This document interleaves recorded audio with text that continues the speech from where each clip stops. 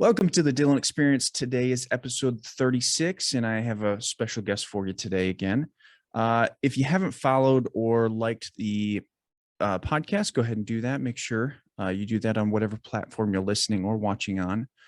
But my guest today is a wife, a mother, a daughter, a Reiki practitioner, and a women's empowerment coach. She stumbled upon these titles after dealing with over 30 years of mental illness, suicide ideation, nearly a decade of sexual trauma from a family member, and a decade of domestic violence.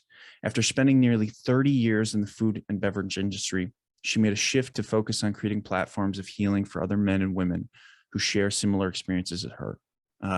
My guest today is Charlene Madden. Charlene, how are you? I'm excellent. How are you doing? I'm doing lovely. Another podcast episode. I have like 30 in the past month, so it's been kind of crazy. But yeah, you've been busy. So Charlene, tell me about you. Tell me about, obviously there's a lot in that bio that we can kind of dig into, but you have a story. So go ahead and kind of tell me how you got to here, what you had to do, what you went through. Tell me all the relevant stuff that matters here, and let's talk about it. All right. My story starts when I was really young. I was 3.5 years old when my parents decided that they were going to separate, get divorced. My father was a very severe alcoholic and was violent. And his violence was usually directed at my half brothers because they were not biologically his. So, and they were 8 years older than myself. And then I had a sister who was 4 years older than myself as well. And my mom got to a point where she realized that if she didn't leave, there was a good chance that in a drunken rage, my father was probably going to kill one of her sons. So she made a decision to leave, but unfortunately, my dad would not allow her to take my sister and I. So she made a really tough decision and took the two that she could and left my sister and I with my dad.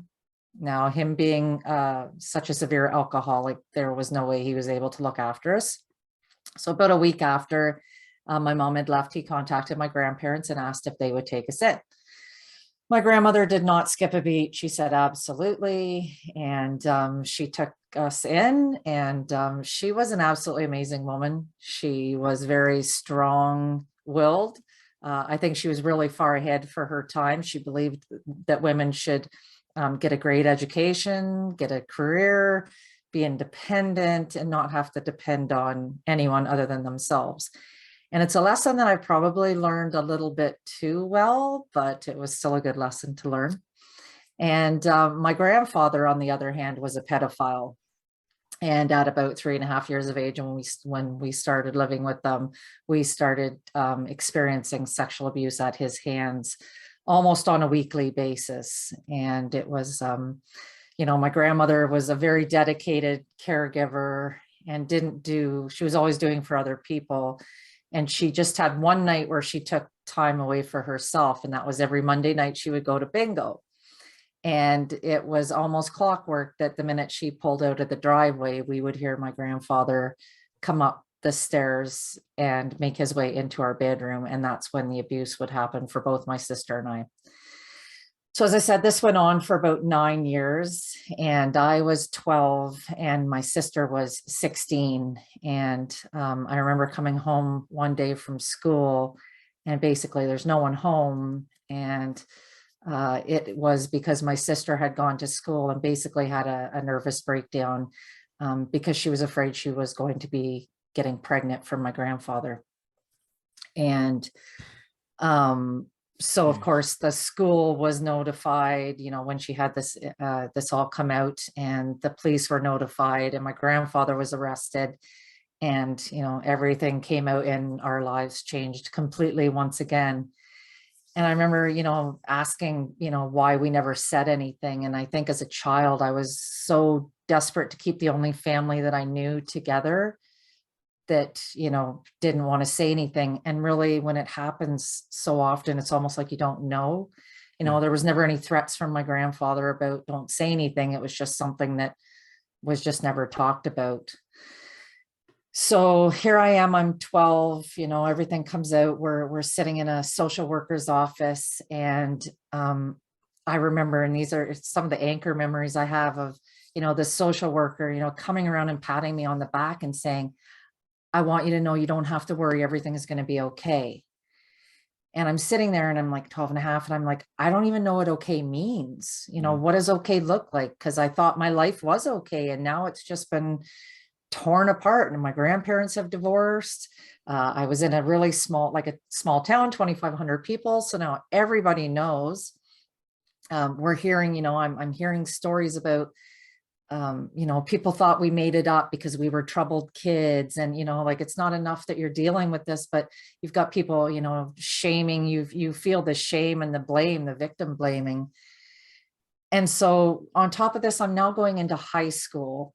And that's, you're 12, 13, you got the hormones coming in, you're dealing with enough issues, and you've got that now.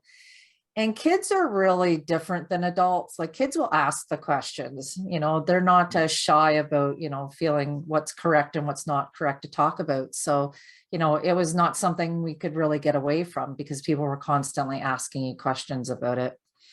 And very quickly on into high school, grade 9, grade 10, I started really suffering from depression and mental illness. I had started cutting as a way of coping with the emotional pain. And I was thinking about committing suicide. It was a thought that was really tossing through my brain because I just was so ashamed of everything that had happened. I just wanted to forget and get away. And one of my outlets that I learned as a coping mechanism was to write. And I started writing a lot of poetry, and, and it was dark and it was depressing, and it was, talking about suicide. And very quickly on, it caught the attention of my English teacher, of course, who contacted the school guidance counselor, who contacted the school psychologist and had them come in.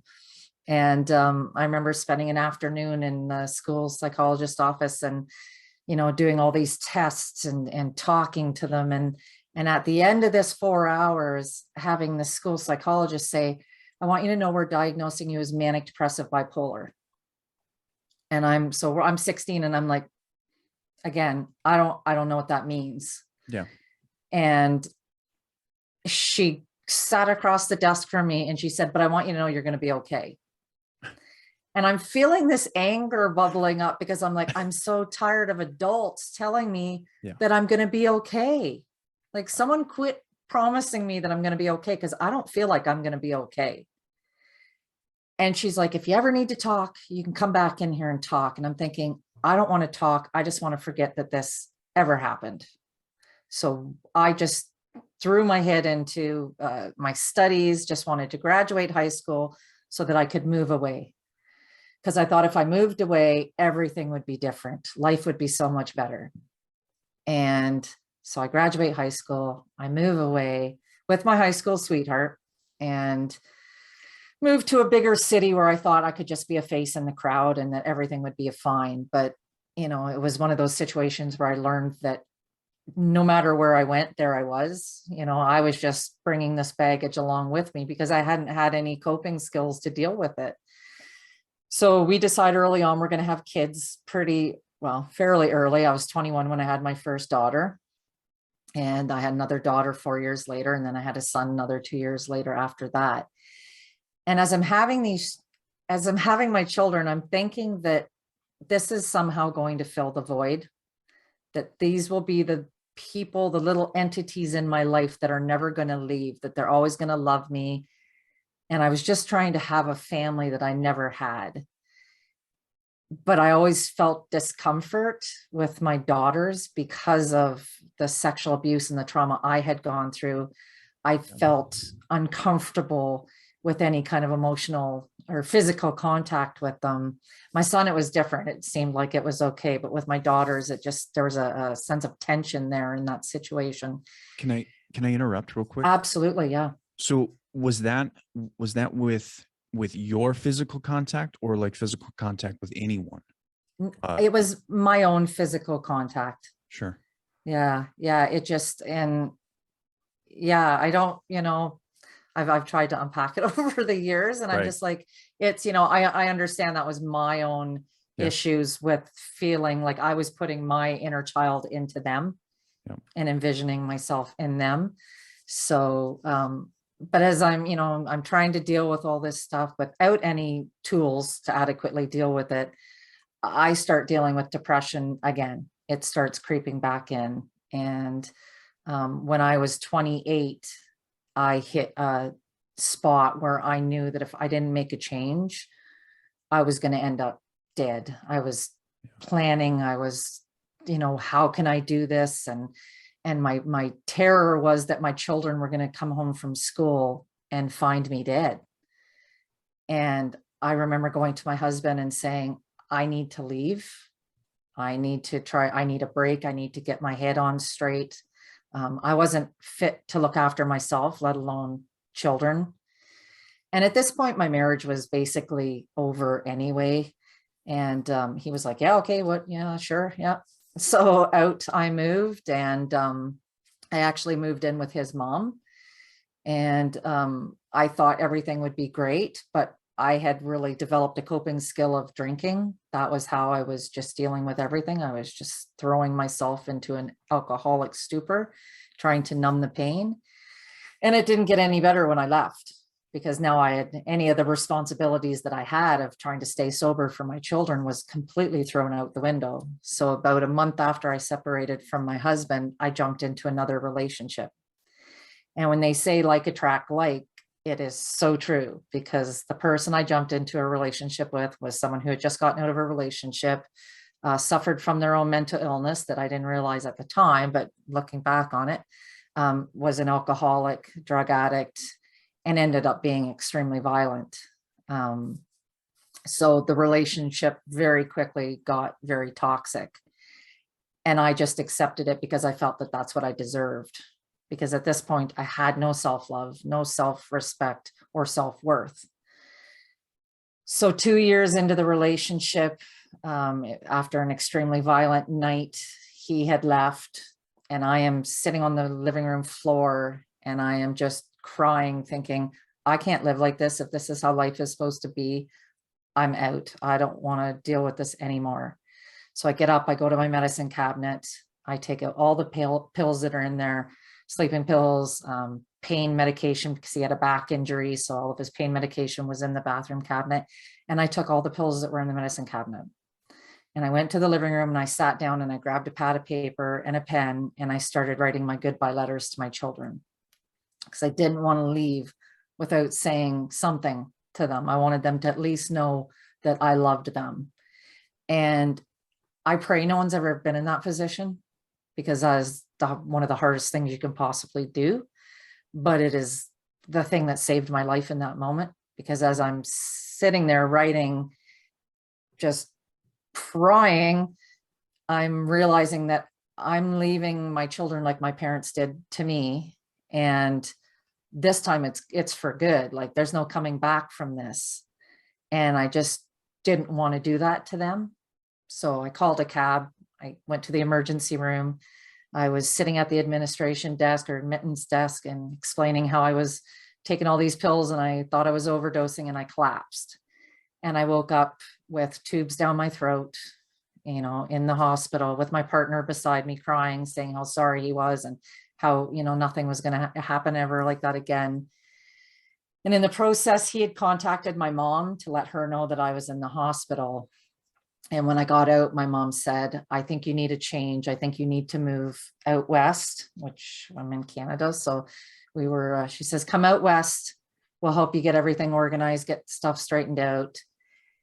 And I was like, yeah, sure. That sounds like a great idea, because here I am running once again. And I realize now, we look back now and I'm like, that was my mom's generational pattern kicking in. Like she ran across the country. So to her, it made sense for me to do the same. And I wasn't aware enough to realize that I was still trying to outrun my problems. So I move across the country with my kids and in with my parents. And about 6 months later, my partner moves out. And with the promise that, how much he loved me and didn't want to lose me and everything was going to be great. He was going to change. But of course, nothing changed. So we carry on another decade of just complete chaos and dysfunction, and I'm still drinking, and I'm maintaining a job, and I'm trying to be, a good parent and pretend that I'm okay, which I had really become a really good actor and portrayed that. And then I remember he came home, it was Canada Day up here, and he comes in July 1st and says, I'm moving out. I'm moving in with someone else. And I was devastated. I was like, okay, you're leaving me. It's like, okay, everyone always leaves me. It's this pattern in my mind that is just kicking in. And I am like, okay, well, now's my chance. I'm going to be okay. And I start, pretending like I'm okay, starting over, and about 2.5 months after he moved out, I'm at work. And again, I was working at a pub, and a police officer comes in and he says, can I talk to you outside? Now I knew him because he had been involved in a domestic dispute that we had had. And he takes me outside and he says, Charlene, I just want you to know, I just came on shift and I just received notification that your ex-partner shot and killed himself. And it was like, I was amazed at how quiet everything seemed to get. It was almost like the world had stopped, but I knew it hadn't. And I just felt everything closing in on me in that moment. And I'm thinking, I have to go tell my children that the man who raised them, even as dysfunctional as he was for the last 13.5 years, had taken his life. And how was I going to get through it? How was I going to hold myself together and try to be strong throughout this whole experience? And about 2 weeks after, I'm sitting with a friend and I'm telling her how angry I'm feeling. And she's telling me, it's okay. It's one of the stages of grief. Anger it's normal. And I said, no, you don't understand. Like, I'm not mad he took his life. I'm mad he did it first. Because now I feel like he's robbed me of my opportunity, because I've seen everything that happens. I've seen the pieces that have to be picked up. I've seen the devastation that comes to the people who are left behind. How do I do that to someone that I love? Did you explain that in that moment, or is that kind of like an internal thought? I told her I was mad that he did it first. And she just kind of was, taken aback, like most people are when I tell that, right. Say that. I didn't go into all the detail of it. That was more of an internal process. Yeah. But, because my friend knew that I had struggled a little bit, with mental illness. No one really knew the scope of it at the time. So I'm just throwing myself into putting on that mask, which I was so good at, and just plugging away, working. I always threw myself into work, because if I could stay busy, I could keep my mind quiet. Right. But the darkness just keeps, it just kept sucking in and sucking in. And, I remember one evening sitting on my bathroom floor and having, a handful of pills in one hand and my gun cabinet key in the other hand, going, which would be the best way to do it? And I'm thinking, oh, my son is sleeping downstairs. If I shoot myself, he's going to have to clean up after it. And it's strange that we women, we think about those things. That's why most, women who commit suicide will do an overdose or something like that. And instead of that, I went and I got a knife and I cut my legs, and and I remember just looking down at the bathroom floor and it's covered in blood, and I'm just thinking, so I got to do something. I can't function like this. So the next day I contacted a psychiatrist and started seeing a psychiatrist, and I had seen her for a couple months. And after seeing her, I remember talking to her and asking her how long she had suffered with mental illness and what worked for her. Because I kind of knew what was causing my issues. I just needed someone give me the tip, give me the good stuff that's going to help me get out of it. Right. And she kind of looked at me and she said, well, I've never suffered with mental health. And I'm thinking, then how can you possibly sit here and tell me, how do you relate to me? Like, if you've never been there, how can you tell me you understand? Because you don't understand. Unless you've been in this place, you don't understand what it feels like. Right. And I just kind of I think I checked out of the sessions after that. And I remember coming in and telling her that I was buying a house because I had gotten a life insurance policy from my ex-partner when he passed away. And she was so excited that I was buying a house, because to her, people that want to kill themselves don't make plans of buying a house. But what she didn't understand was my plan on buying the house was, it was the legacy I was going to leave for my children. Yeah. And I only had my son at home at this point. My two daughters had moved out and gone to school. And so I took possession of the house at the end of September. It was September 26th. And I set a date for a month later that I was going to take my life. I was going to give myself a month to get everything in, set up, settled, you know, make sure everything was good for my son. And then I was going to kill myself. And about a week and a half before the date that I had set, a friend of mine that I worked with came to me and said, hey, there's this women's workshop. Do you want to come with me? I want to go. And I was like, yeah, no, that's the last thing I was thinking of at the time. And she's like, please, I really want to go, but I don't want to go alone. Now here it kicks in my need to care for other people, because that was, you know, like I didn't want to go, but I felt bad for her. Yeah. And I wanted her not to feel lonely. And I was like, okay, fine, I'll go. So I showed up the Saturday morning to this workshop. In the back seat of my car is my hunting rifle. So Saturday, you know, I'm there Saturday and Sunday. Monday morning, because Mondays suck. What better day to take your life than a Monday morning in my eyes. Monday morning, I'm going to the exact same location that my ex-partner had shot and killed himself in. And I walk into this room at this workshop and I feel almost sick to my stomach, because it's like thrown in my face how out of place I feel in the world, because I'm looking at all these women who seem to have it all together, who are laughing and talking, and they're making plans for their future. And I'm feeling like a real phony. You know, here I am, my plans are just to get through the weekend.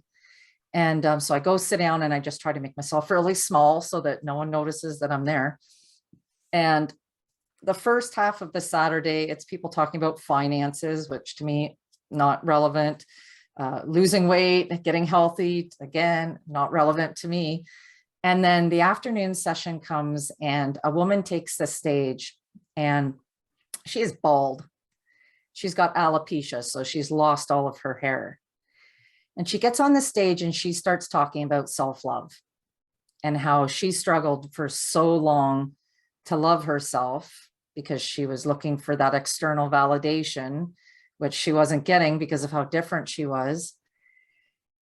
And she's talking about how the steps that she took and how she learned to love herself and how her life had improved. Now, as I'm sitting there, I can hear a voice in the back of my head, and it's like, what about you? And I'm thinking to myself as I'm sitting there, I'm like, yeah, how different could my life have been? You know, if I had learned to not rely on everybody else for my worth and my validation, and if I could have just loved myself and that was enough, how different could life have been for me? And I kind of just brushed it off. The next speaker gets on stage and she starts talking about living with mental health and depression, 2 decades of it. And how when she had finally stopped fighting the depression and accepted it was part of her and loving that part too, that her whole life had changed. And again, I hear that little voice going, what about you? And I'm thinking, you know, what is going on here, right? And I'm thinking, yeah, like how different could my life be if I could learn to live with this instead of fighting it and allowing it to control my life? You know, what could it have looked like? And I'm still thinking, Pat, you know, like it doesn't matter. And then the last speaker gets up for that day and he comes out and he starts speaking about how he had been living with addiction to drugs, alcoholism, mental health, and suicidal ideologies, and how he had spent the last year prior to trying to find a perfect mix of sleeping pills and alcohol so that he could make his suicide look like an accidental overdose, because he sold life insurance and he knew how it had to be. And he happened to have visitation with his children, which did not happen very often. The night that he had visitation with his kids was the night that he found that perfect combination, and how he was laying on his couch, knowing that he was slowly overdosing as his kids were in the house. And he heard a little voice in his head that said, no, not like this. This is not how it's supposed to be. And he grabbed his phone, he called 911, he got help, he got clean, he got sober, he got his help for mental health. And now he was going out and he was sharing his stories in hopes that he could help someone else. So now I'm sitting there and this little voice is not quiet anymore. It is like screaming at me, going, what about you? And I'm just sitting there and I'm thinking, okay, this can't be real. Number one, that I'm somewhere that I didn't want to go, but I went. I've just heard 3 speakers talk about the 3 areas of my life that needed the most attention and help. And here I am, like, what are the chances that I'm in this spot for it's not by accident that I'm sitting here. And it was like a light bulb went off in my head that went, you know what? I have gone through some really crappy things in my life. But what if I could share my stories? Like, number one, what if I can get some help? And what if I can share my story? And by sharing my story, I can help someone else. Because I had always, like, my life had been, I'd always wanted to help other people. And I would do that at the sacrifice of helping myself. Yep. And I thought, what if I could help myself, and the ripple effect is I can help other people as well. And I made a decision in that chair that was it. I was like, I was in it, and I was going to not just survive, I was going to thrive. It's like, okay, we're going to do this and we're going to do it right. We're going to live. So let's look at what we can do. And I remember going up to the organizer of the event before it was over. And I said to her, it's like, I would really like to sit down with you soon and let you know the impact of this weekend for me. Because I felt it was really important that she understood, you know, what that event had, you know, the impact that it had. And she was like, yeah, sure, no worries. So I met with her, you know, a couple of months later and explained it to her. And I said, I would really like to come back next year and speak at your event, just to let people know the impact these events can have. And she was like, yeah, that sounds great. And I remember thinking, okay, now we're making plans for the future. Like, now we're making plans for the future. And it was like, I got challenged at the event by a gentleman who was emceeing it. And, you know, he was talking about fear and how much fear controls our lives and stops us from doing the things that can create the biggest impact in our lives. And he says, write down 6 things that scare you, that intimidate you. Number them 1 to 6, then roll the dice. Whatever number comes up, that's the one you do. And I was like, okay, yeah, we've been letting fear control us for far too long. Like fear of rejection, fear of like people, you know, not loving us. And like, that needs to stop. It's like, if I'm alone for the rest of my life, I'm okay with that.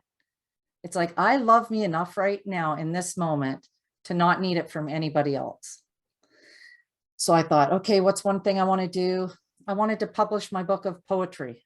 You know, all those poems that I had been, you know, sitting on and, you know, pouring my heart out into, I went, let's publish that. Let's put it out there for everyone to judge and to put yourself out there so everyone sees the real you. And I did. I published that book. I wanted to ask someone out on a date, and that sounds really strange, but because of that, I was so afraid of the rejection. And I thought, let's ask someone out. If they say no, great, we'll learn that we're not going to die from that. I asked someone out on a date. In November, they said yes. We had our first date. The next December, the next month, and then the following August, we got married. It was just, you know, like I remember sitting there and saying, like, I felt like after that event, I almost heard a collective sigh from the universe, as if the universe was going, okay, all right, come on, we've been waiting for you, let's go.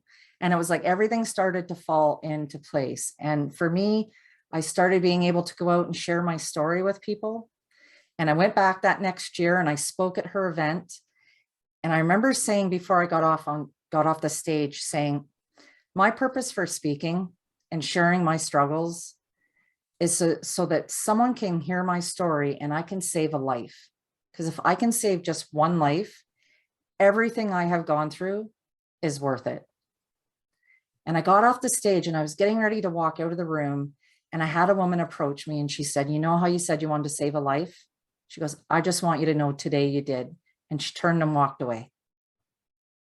And I don't know, it doesn't matter how many times I tell that story. I get goosebumps every time I tell that. But, Yeah. and I was like, that I heard that little voice in the back of my head that just went, let's go find one more.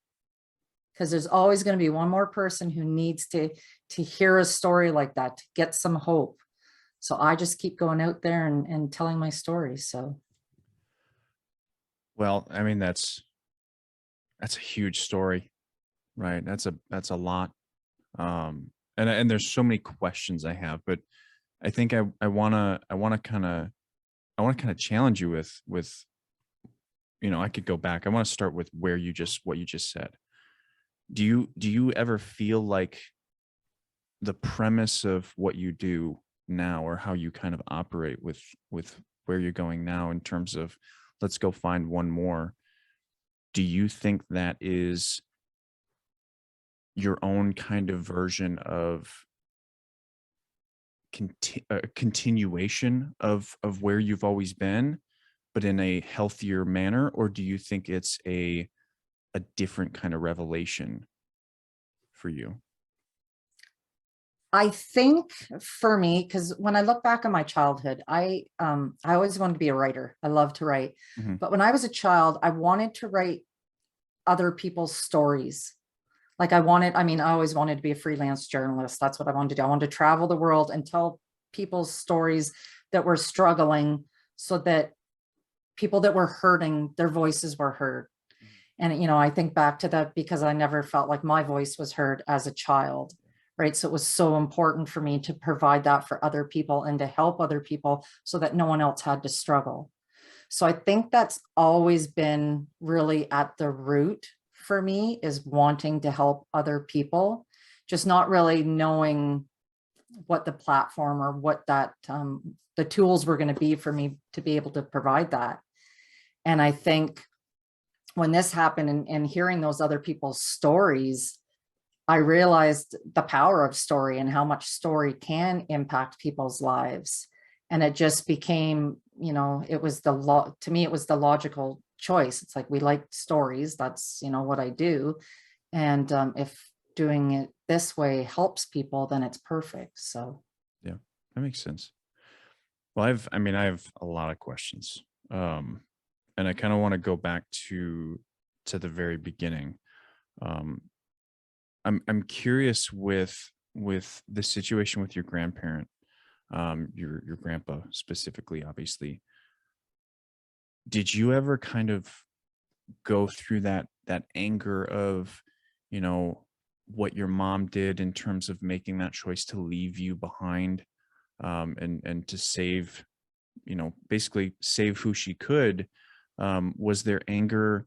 How did you kind of deal with that anger of your mom, your dad, maybe even your grandma for not recognizing the situation, right? Like, was there ever any kind of indication in terms of how you dealt with that anger? Like, what did that look like? Well, I think the anger for me was really self-internalized, because I didn't feel able to express the anger. I held anger towards my mom. It was funny. I didn't hold anger to my grandmother, probably because she was my emotional support person at the time. I never looked at her as being to blame for any of it. Now, I will say that my grandfather actually molested and raped my mother as well in her childhood. So I had a lot of anger at my mother for allowing us to go live there, Yeah. knowing that my grandfather was a predator. And one of the changes I went through was when I had my own children. Yeah. And I kind of went, oh, okay, this parenting thing isn't as easy as it is, or Right. as I thought it is. But the pivotal moment came for me was when, because my oldest daughter suffers from mental health issues as well. And I remember sitting in a social worker's office once again, at a table, long table with a bunch of social workers talking about, my daughter, and, because I had been saying there's something wrong, she's struggling. And, of course, my daughter's saying, pointing out, Mom, you didn't do this, you didn't do this. And I remember sitting there saying, I did the best I could with the tools I had at the time. And, and they were like, oh, okay, yeah. And I'm not perfect. I made a lot of mistakes, but I did the best I could. Mhm. And I remember walking out of that meeting and going, hey, wait a minute. If I'm giving myself that grace, then I need to give the people in my life that same grace. Like my mom, she was doing the best she could with the tools that she had. Yeah. Like she was a victim as well. My grandma, she was doing the best she could. And in a small part, because I let go of my animosity and anger at my grandfather years ago, because me holding on to that was me drinking the poison, expecting him to die, right? So I let it all go, and going, I don't know what happened in his life that created the man that he was.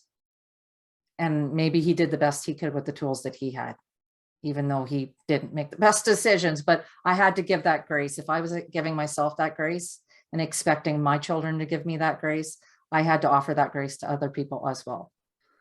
So for me, that was the biggest part of my healing journey in letting go of it.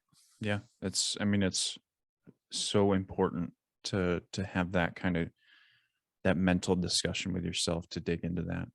I'm curious, looking back on your grandpa, um, do you think there was any indication of who he really was out, like if outside eyes were to look at him specifically, do you think there's any kind of indication that would have shown who he was?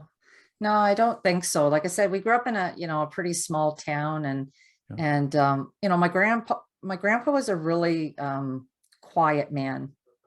Um, like I don't, it's funny, I look back on it and I don't remember many conversations with my grandfather, like he was a big woodworker, like he did a lot of woodwork. So, I would remember just sitting, watching him out in his wood shop and working away and stuff like that. But my grandmother was such a strong force in the household. And I know there had been some physical violence between them prior to us getting there. But as far as, again, we're talking like the early, late 70s, early 80s. So everything was pretty kept hush hush in those times. If anybody did know anything, nothing was ever really talked about. So, Yeah. Did you ever have a conversation with your grandma after that? After all this mhm, happened? Like what mhm. what was what was what was her thoughts on it? She was in denial. Like she said she didn't know anything was going on. Do I believe that? No, not necessarily. I think maybe she suspected that something was going on, but I think, she just kept her head stuck in the sand because she was trying to just hold everything together as well. And I've actually had a conversation with my mom as well. This was actually just, I think, late last year, um, saying how difficult it must have been for my grandmother, because my grandmother knew that my mom had been abused. And I was, and of course, so I'm psychoanalyzing it all, and I'm thinking, wow, how do you feel as a wife, knowing that your husband is turning to your daughters over you, like as a woman, Yeah. there's so many different, things going on there to unpack. So, but she, when I talked to her about it, she just kind of was like, it was not ever something she really wanted to talk about. And she would try to end the conversation rather quickly if I brought it up. But she was always, I didn't know anything was going on, or I would have stopped it. So, Hmm. How interesting. Um, Man, I mean, you obviously reconnected with your mom. Did you ever reconnect with your dad at all? And what was the relationship like when you reconnected with your mom? What is that like now? I can say now that my mom and I have the best relationship that we've ever had. And that's from my growth, Mhm. being able to, I actually held a workshop. The lady that was organizing the workshop, she, after 5 years, she kind of tapped out and said, "That's it, I can't do it anymore." And I remember sitting there the one day and going, "Oh, it's too bad that she's not having those workshops anymore. I know the impact." And then I heard that little voice in the back of my head saying, "Well, what about you?" And I was like, "Oh, here we go again." Right. And I was like, Yeah. "Okay, that's right. I'll just host the workshop myself." Yeah. So I had my first live workshop, and of course I invited my mom to come. And I wasn't sure how comfortable she was going to be, because I was going to be standing in front of a room full of people, and I was going to be airing our Yep. family's dirty laundry. And I didn't want to embarrass her or shame her at any, that was not any of my intention, but I wanted her to see and hear it from my perspective, number one, and but also see the growth that I've had because of it. And we did a little bit of work on, I had different speakers there, and we did some work on trust and truth and stuff like that. So I always tried to make sure I was paired up with my mom so that we could do some work there. And I actually went and spent a day with her after my workshop, because I wanted to just check in with her and say, "How are you with me?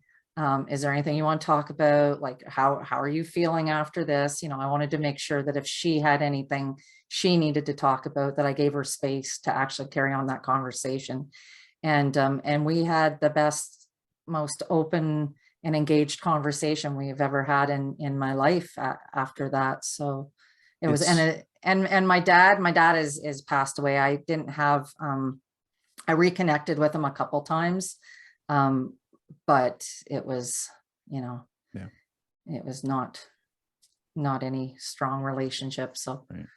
It's really remarkable, and in many ways it's, you know, you can look at it in a sad kind of form. You can look at it with some anger. You can look at it in a lot of different ways of understanding, like when you do the healing and you go open up the space for your parent to be honest with you about what has happened, it's the first time that they're actually truly honest with you, you know. And when, you know, because it's really interesting to kind of see, like, your generation, my generation, right? Like, because we're a little bit far apart, but I think like we're really on the cusp of when technology really opened our eyes to, hey, trauma, right? Like, mhm, it's a yeah. thing, you know. And it really became kind of a really important, and I imagine that probably right around early 2000s this all happened, is when the workshop happened, So or no, actually the when was it? workshop happened in 2016. 2016. So even even more in depth into like technology, right? Because social media Right. started late, you know, 2007, 2008, Yeah. realistically. um you know, it's really interesting to see, you know, like, especially my connection. Obviously I've my foresight of what I've done and what I've gone through and what I'm going through, um just how impactful technology has been on my journey, on other people's journey, right? Because my mom's generation, my dad's generation didn't have the access to things like Google, to things like Facebook and Instagram and TikTok and YouTube, all the places I got all my information of Mhm, where to go. And there's a bookshelf behind me of like all the books that I've found through social media. I found through Google. I found through all these places. I didn't go to a library. I didn't go to a bookstore and go like, you know, what's this book? I found them online. mhm, And it's really remarkable to see how that has impacted conversations with parents, right? Parents who clearly, all parents are going to make mistakes. Some parents make bigger mistakes than others. Some parents have to make mistakes unknowingly, right? mhm, And so it's really interesting to kind of see these stories kind of come out where we are actually teaching our parents how to feel, you know, because we're actually opening up the space to say, I know you fucked up. And I just want you to be honest with me. I just want you to talk to me, right? mhm, Because I don't want to sit here in this emotional state where you always have to treat me the way you've always treated me when I know it's not the truth. Mhm. You know, it's not who you are. It's not who you've always wanted to be. It's, you know, you're holding back information that I need to heal, right? Because, you know, or I at least want, because it would make healing a lot easier to understand why these things happened, why you didn't do anything, why you didn't, why you did this, why you did that, right? And it's remarkable to see how that is transforming everything at this point, right? Like, I mean, the way we had conversations about suicide 25 years ago compared to Mhm. what we're having in terms of now. Like, I'm actively talking about it on social media every single day Mhm. versus it was a sin 25 years ago and you do Yeah. not talk about it, right? Yeah. There's absolutely no reason for you to even mention it, right? And if Mhm. anybody did it, you don't talk about that, Yeah. right? You know, it's just remarkable to kind of see that. And I'm really curious, like what has technology, you know, done for you? Like what was you know, the impact of technology on your life and even maybe your mom's life? What are you seeing? I think really, and to me, I felt it before, but especially since, we've been in the last 2 years with COVID, but um, being the thing that I think technology has really done is created connection. Yeah, And even though it's artificial connection for some people, yeah, it's still connection that a lot of other people aren't getting. Um, like I'm always saying to people, it's like there are resources available that, like again, I live in a really small rural area in British Columbia. There's not a lot of mental health services available here, but you can go online and you can get virtual support. yeah, So I think to me, that's the greatest gift that technology has given us, is that it's getting access to, like you were saying, like you could go online and if I had been, diagnosed as bipolar manic depressive when I was, 15 now, I could have gone online and Googled it to see, hey, right. does this fit with me? Instead of going, I don't know what that means. And, I'm just going to bury my head in the sand. Yeah, So, I mean, for me, being able to see access to services, the information is there, but also being able to connect. There's so many support groups. I mean, you go on, Facebook and you type hmm, in women's mental health, you're going to have a barrage of Facebook pages come up where you can connect with other people who understand and relate to what you're going through. So, yeah.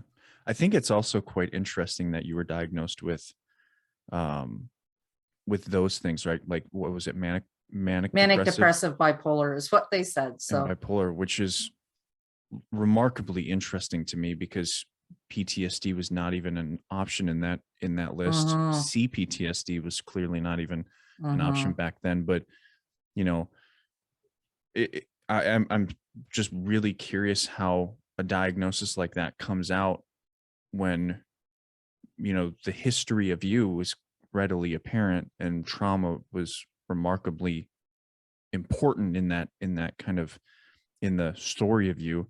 um you know, diagnosis is always kind of a, I feel like it's a controversial topic, you know, in some ways because there's people out there that highly benefit from it. But I hear so many more stories of it being absolutely detrimental. And in your Mhm, case, you know, maybe it's right, but I certainly think it was a misdiagnosis, it mhm, seems, right? mhm. What are your Yeah. thoughts about that? Yeah, I mean, the work that I've done with my psychologist, that I was seeing afterwards when I said that, and she's like kind of looking at me like, no. She's like, and that's exactly, she's like, I think this was trauma, just trauma based, because there was no follow-up counseling at all after the trauma, like after the abuse came out.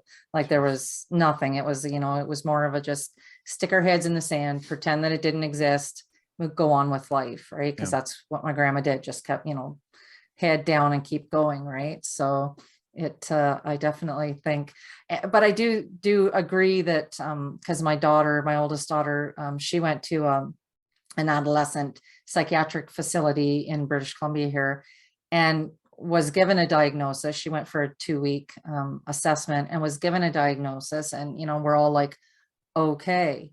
And for her, it was amazing because she was able to, thanks to, technology and the internet, she was able to resource or research it and go, Yeah. okay, yes, this fits. Now I can recognize that when this happens, here's what I can do. It was, it gives you that opportunity to educate yourself. So, but Right. yeah, I agree. Diagnosis can be, It's it tricky. doesn't, yeah, it is. Yeah. Yeah.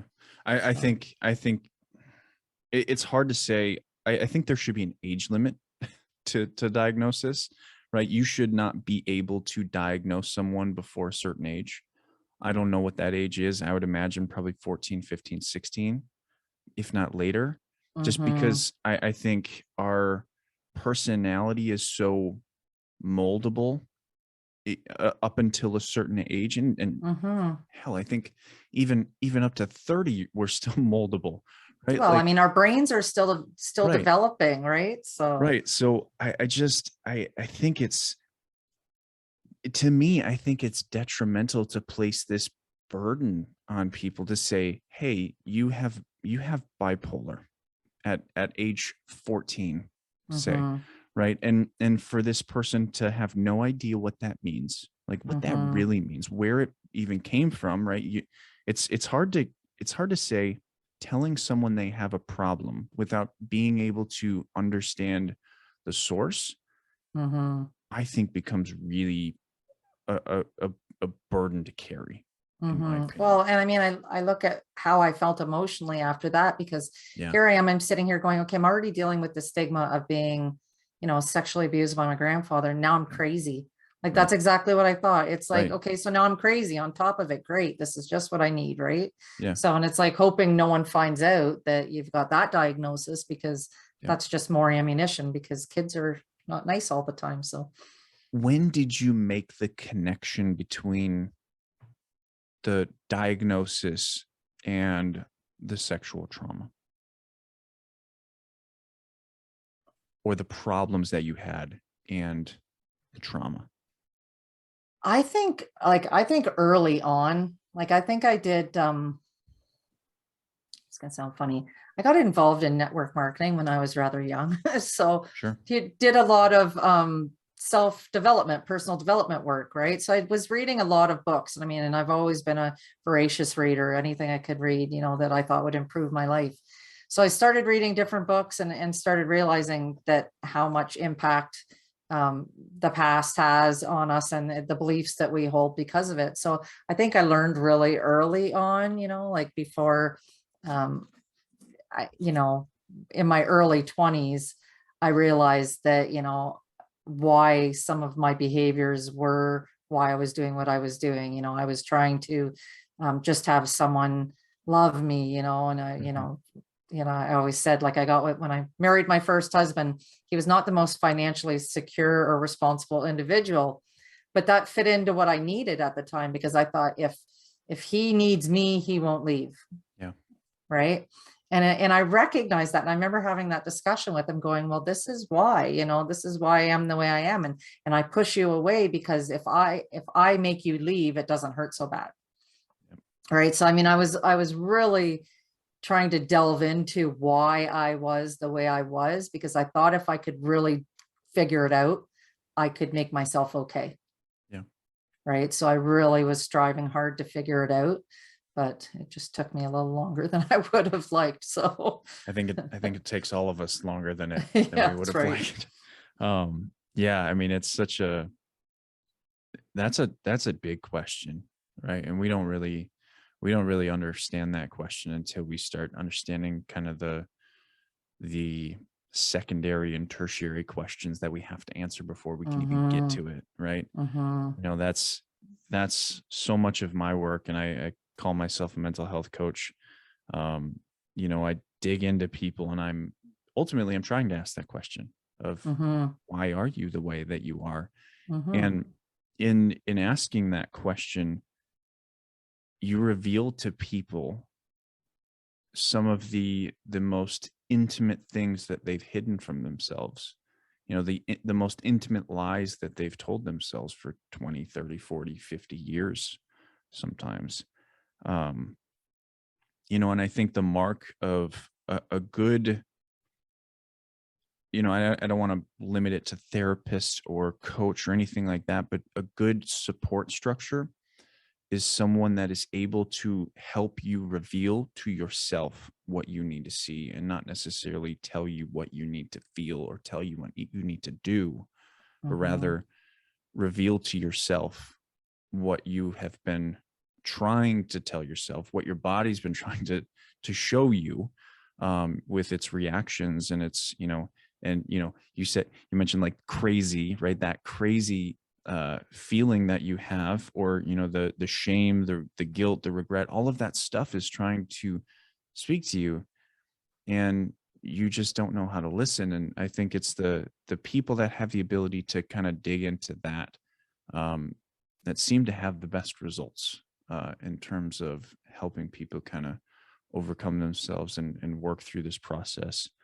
Um, Yeah, that's one of the things I do when I work one-on-one with the ladies that I coach, is that I tell them that like it's one of the most important things that you have to embrace is radical honesty, yeah. right? Like you have to get really honest about where you are, and look at, everything that's happened, because everything is impacting it. And like you were talking about body wise, um, like getting in touch with your body. Like I was diagnosed I'm trying to think what year we're in now. It's probably 2008 with fibromyalgia, Mm, right? And I, yep. at the time, didn't really know anything about it other than, my body hurt and I wanted to sleep all the time. And then as I, researched and got into it, realizing that how much of it is trauma, trauma based, and that it was, and even just to up to a year ago, like really getting in touch with reading and being aware of my body. Like I had become aware of my body with my fibromyalgia, but everything, realizing that, like you were saying, like my body was screaming out for me to pay attention, that it needed something, and that I was just ignoring it. And so sometimes your body will make you stop and listen in whatever way it can. So It's funny you mentioned that, because I'm reading right now When the Body Says No, mm, uh, and in many ways, uh, it's kind of opening my eyes to some of the situations. Right, I've read The Body Keeps the Score. I've read mhm, Peter Levine. I've read a lot of books by Peter Levine. So I'm not new to this idea that like autoimmune issues are certainly linked to trauma, but there's some situations that uh that he talks about in When the Body Says No that are kind of reminding me of situations where I was, where I actually impacted people, in a way that I was like, wow, like where I kind of recognized that their body was probably doing exactly what he was talking about, where their body was likely killing themselves, in mm. a way of saying no to what they were trying to go through. And it's really interesting situation to kind of read that book and kind of see my own life, in retrospect, and see how people around me have kind of worked through that, because that's kind of where I'm at right now. Is like I've done so much of the internal work to understand what I've been through.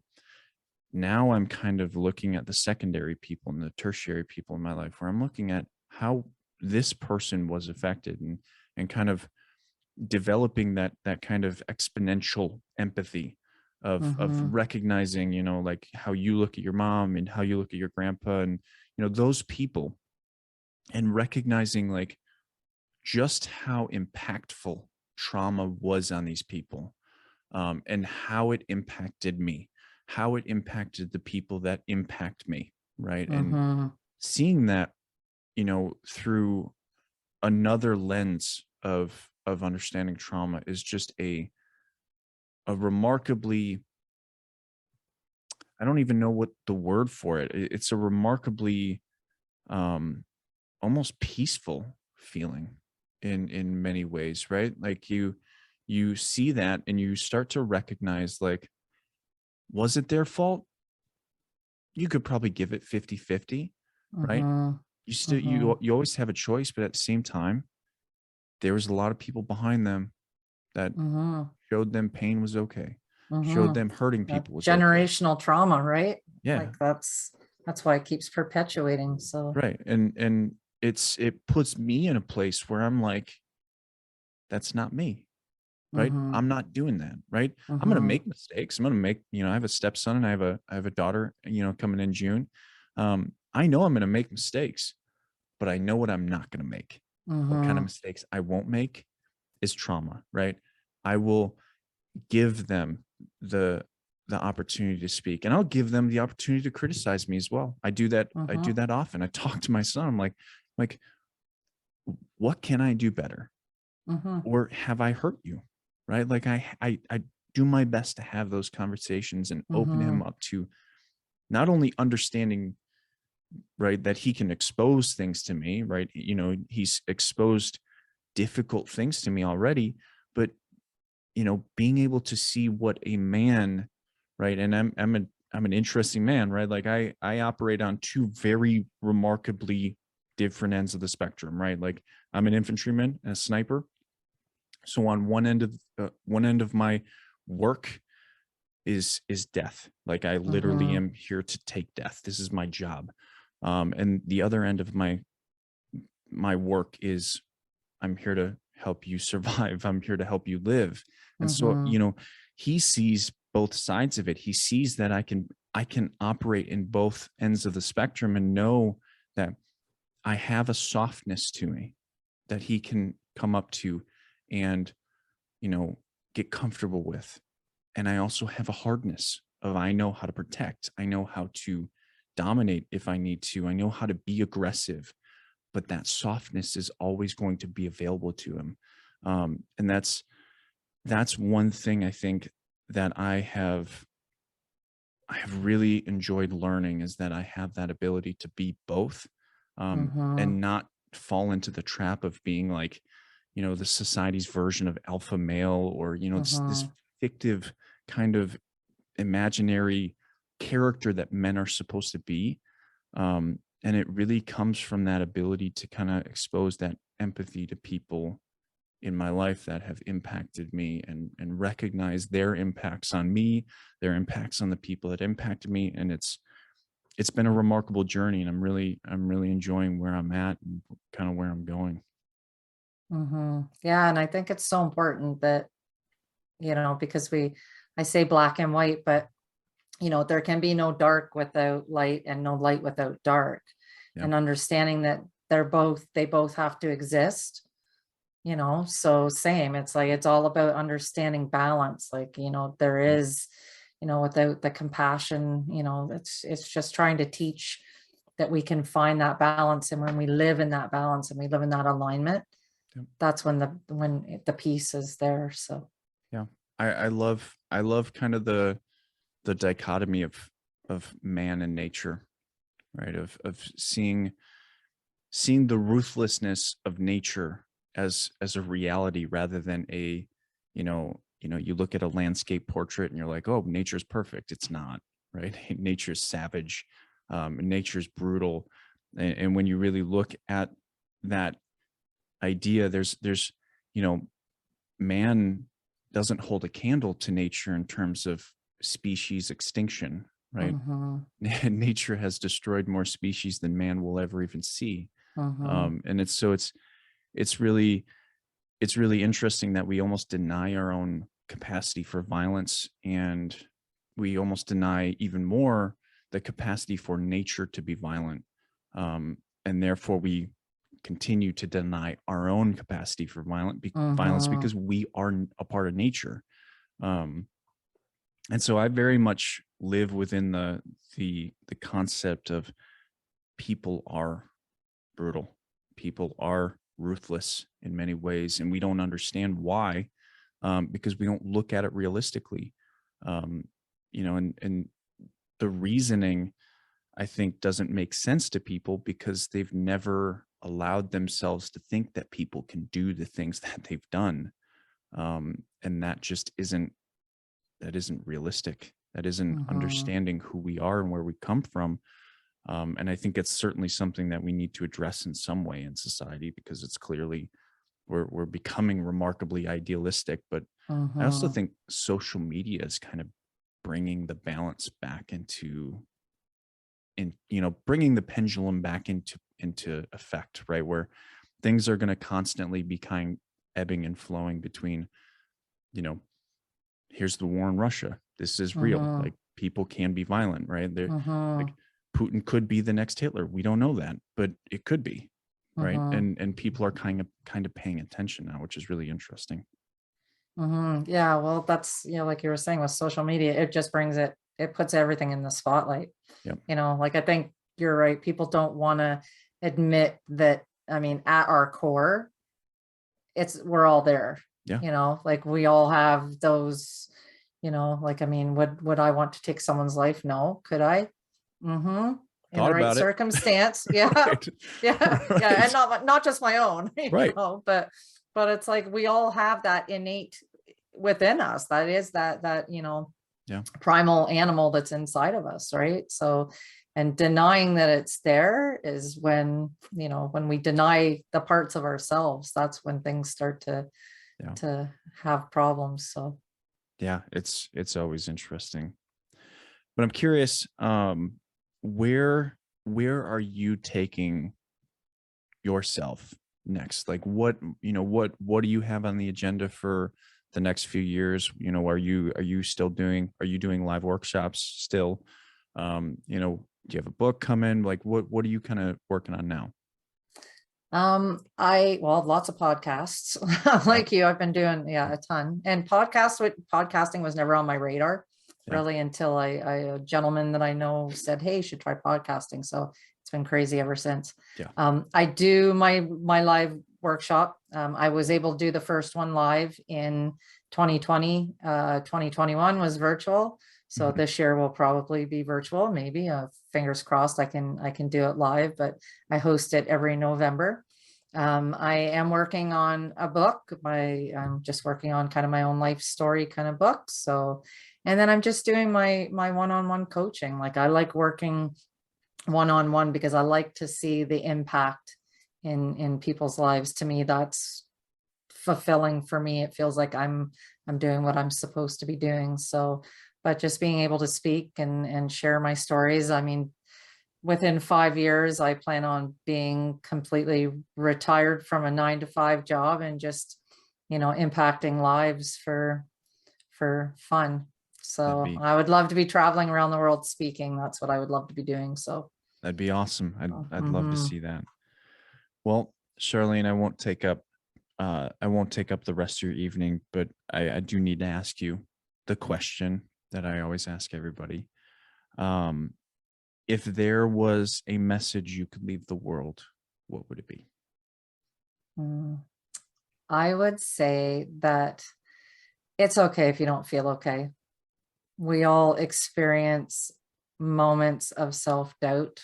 We are overly critical with ourselves.